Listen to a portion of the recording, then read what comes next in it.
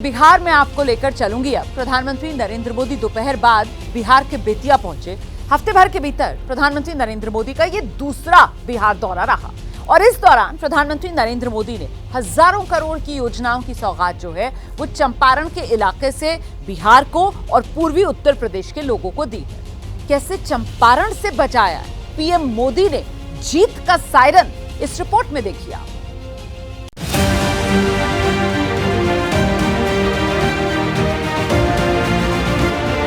बिहार का कोई भी व्यक्ति किसी भी राज्य में रहे, लेकिन छठ पूजा पर घर जरूर लौटता है। मेरा कौन सा घर है जहां मैं लौटूं? मेरे लिए तो पूरा भारत ही मेरा घर है। चंपारण के बेतिया में रैली और विकास की सौगात के साथ प्रधानमंत्री नरेंद्र मोदी ने न सिर्फ तिरहुत का सियासी किला दुरुस्त किया, बल्कि संदेश बिहार के सारण से लेकर उत्तर प्रदेश तक पहुंचाया।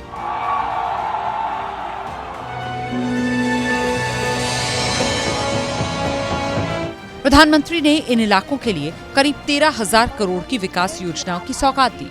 इन इलाकों को पीएम ने दिया क्या है, इसके बारे में आगे जानेंगे। पहले जानिए कि मोदी का ये दौरा राजनीतिक रूप से अहम क्यों है। मोदी ने जिस बेतिया में रैली करके विकास की सौगात दी, वो बिहार के तिरहुत रीजन का पार्ट है। यहाँ लोकसभा की 7 सीटें हैं। चंपारण बिहार के सारण से सटा है, जहाँ लोकसभा की 4 सीट है, और चंपारण उत्तर प्रदेश के भी पूर्वी हिस्से से सटा है, जहाँ लोकसभा की 4 सीटों की सीमा चंपारण और सारण के करीब है। इस लिहाज से कुल 15 सीटों पर प्रधानमंत्री नरेंद्र मोदी ने आज चुनावी संदेश एक साथ देने की कोशिश की। इन तमाम लोकसभा सीटों पर एनडीए का कब्जा है। 2019 में तिरहुत और सारण के लोकसभा क्षेत्रों को बीजेपी और जेडीयू ने मिलकर जीता था। अब चंपारण को एक तरह से राजनीतिक तौर पर बीजेपी का गढ़ माना जाता है। चंपारण की 3 लोकसभा क्षेत्रों में से 2 पर बीजेपी का और 1 पर जेडीयू का कब्जा है। पश्चिमी चंपारण यानी बेतिया से बीजेपी के पूर्व प्रदेश अध्यक्ष संजय जायसवाल सांसद हैं, जबकि पूर्वी चंपारण, जिसका मुख्यालय मोतिहारी है, वहां से पूर्व केंद्रीय मंत्री राधामोहन सिंह सांसद हैं। सियासी कद के हिसाब से देखें तो बीजेपी के बड़े नेताओं का ये इलाका है। 5 दिन में मोदी का ये दूसरा बिहार दौरा है। इससे पहले शनिवार को पीएम औरंगाबाद और बेगूसराय में विकास की सौगात देने के साथ ही बड़ी रैली कर चुके हैं। आज की विकास योजनाओं में यूपी बिहार में रेल नेटवर्क का विस्तार किया गया।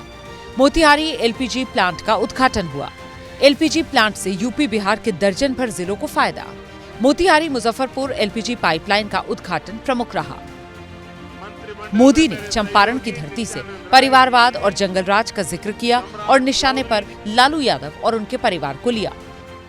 एक एक नौकरी के बदले जमीनों पर कब्जा किया गया। जंगलराज के जिम्मेदार परिवार ने बिहार के लाखों नौजवानों से उनका भाग्य छीन लिया। जब तक बिहार में लालटेन का राज रहा, तब तक सिर्फ एक ही परिवार की गरीबी मिटी। फिलहाल बिहार पूरी तरह चुनावी मोड में आ चुका है। अभी सीटों का बंटवारा होना बाकी है और बिहार को लेकर बीजेपी से जुड़ी बड़ी खबर यह है कि बीजेपी कोर ग्रुप में बिहार पर चर्चा होगी। 2 दिन, आज और कल, बीजेपी कोर ग्रुप की बैठक है। बिहार में किस सीट से कौन उम्मीदवार, इसी को लेकर माना जा रहा है कि मंथन होगा।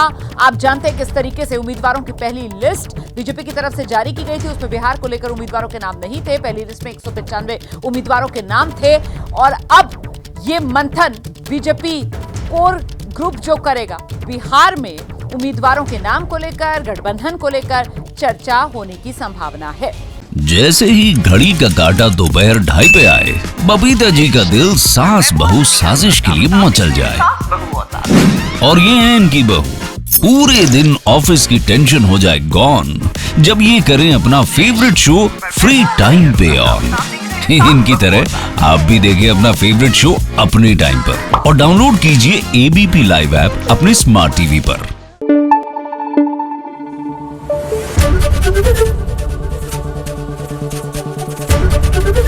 एबीपी न्यूज आपको रखे आगे।